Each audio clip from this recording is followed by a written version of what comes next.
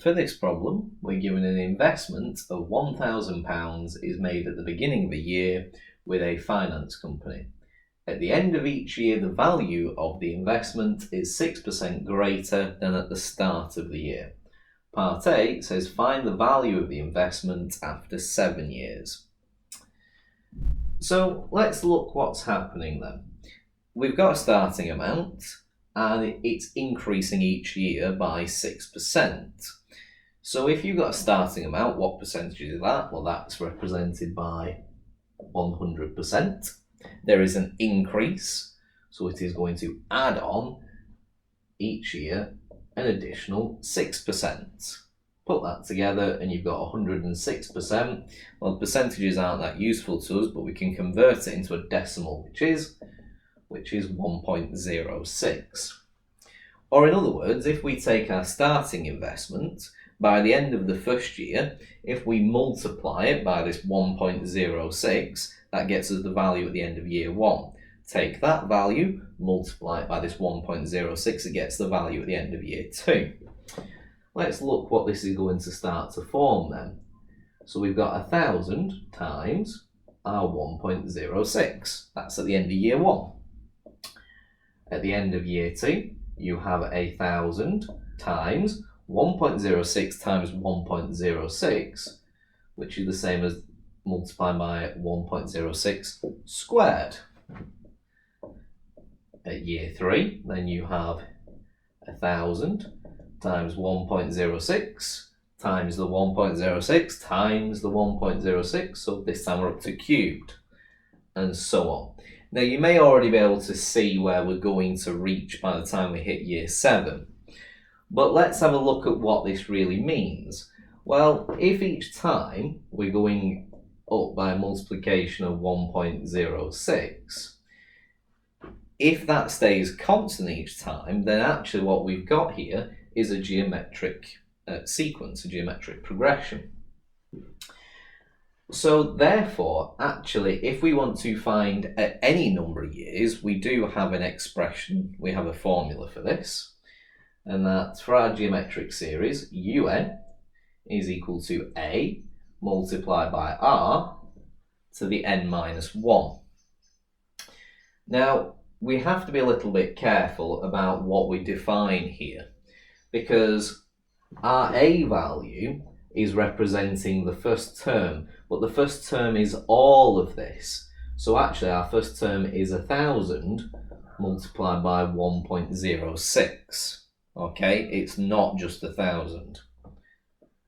Our r value, fine, that's our common ratio, so that is our multiplication on 1.06.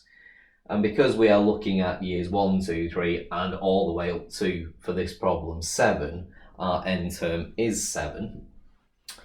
Using the formula then, we've got u7 is equal to our a, which is 1,000 times 1.06, all multiplied by our r, which is 1.06, to the n minus 1, which is 7 minus 1, which is equal to 6, which if we combine that, we can really say we have 1,000 times 1.06 to the 7, which you could have probably generated looking at where the sequence was going.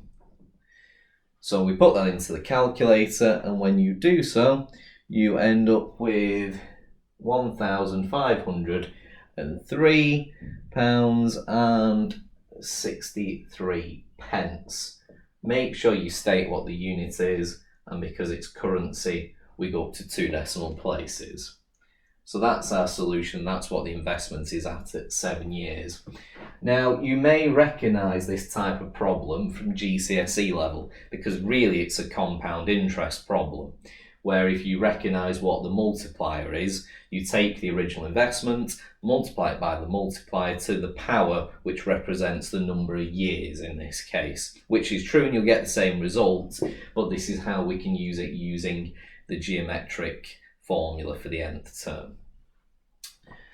Moving on to part B then. Part B says a client invests £1,000 at the start of each year, i.e. £1,000 in year 1, a further £1,000 in year 2, a further £1,000 in year 3, etc., find the total value of the investment after 10 years. Well, let's see what's actually happening each time. Back in our first expression, we start off with £1,000, and that first £1,000 we're going to keep it for the 10 years being invested. So following on from our previous part, the multiplier is still the same of 1.06. Well, we've kept it for 10 years, so the power must be 10 there. At the start of the second year, we go and say, right, well, we're going to put in another £1,000, and we're going to have it at the same level of investment, so the multiplier is going to be the same. But how many years is that held? Well, it's not going to be 10 years anymore because we're putting it in a year after the first £1,000, so that is only going to be in for 9 years. At the start of the next year, we put in another £1,000, and again, it's the same level of investment, so the percentage is the same, but it's 1 year less again, so we're at 8 years. And we're going to carry on with that trajectory, and eventually we're going to get to 1,000 times 1.06 squared. That would be at year 9, and then eventually for the last year we put our £1,000 in, and at the end of the year it's multiplied, it's increased by that 6%, so it's multiplied by the 1.06. Now, this is forming a sequence, but actually the problem wants to find the total value. So if it wants the total value, we don't just want to know what the value is in any given year, we want to add up all of these amounts. So the values from at the end of the first year all the way through to the end at year 10. So if we look at this, we've got a series. But actually, comparing each term to the next term, because that's what we've generated, well, we're a factor of 1.06 less than the previous term. So you could say we're dividing by 1.06, or, more useful to us, we can say we're timesing by 1 over 1.06. It's the same as dividing by 1.06, but actually means that that's what we're multiplying by each time, 1 over 1.06. Well, if that stays consistent between each of the terms, which it does, then because it's a multiplication, it must mean that we actually have a geometric series. And if we've got a geometric series and we want to find the total, we can sum the values, and we have a formula for that. So our formula that we're going to be using, Sn, is equal to A times 1 minus r to the n over 1 minus r. Let's extract our key values for this. We have our A, which represents the first term in our series, which is the value at year 1, or the end of year 1, which is 1,000 times 1.06 to the power of 10. We have our common ratio r, which is the multiplication factor, which we've already worked out, but you can find it by taking, say, the second term divided by the first term. It gets you the same, which is 1 over 1.06. We also need a value for n, which represents our number of terms, and specifically for this problem it is our investment after 10 years, so we're looking at 10 terms, so our n value is 10. And then we need to substitute those into the formula.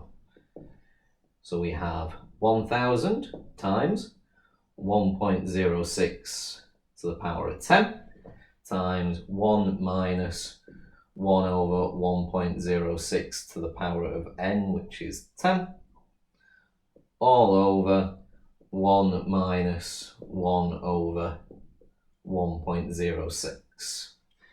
So it's a little bit messy, this one. Fortunately though, you have your calculator, okay?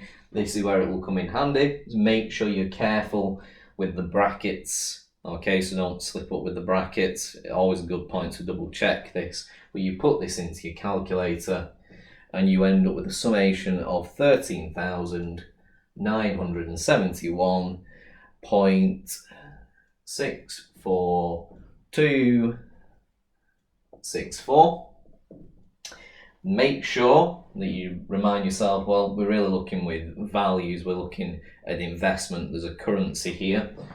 So we have it in pounds, which means that the total investment after 10 years is £13,971.64, rounding because it's a currency to 2 decimal places there.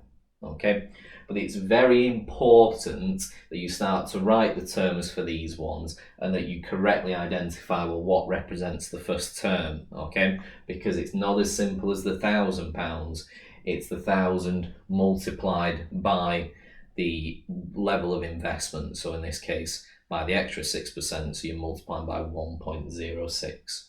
So be very careful if you get given a problem like this.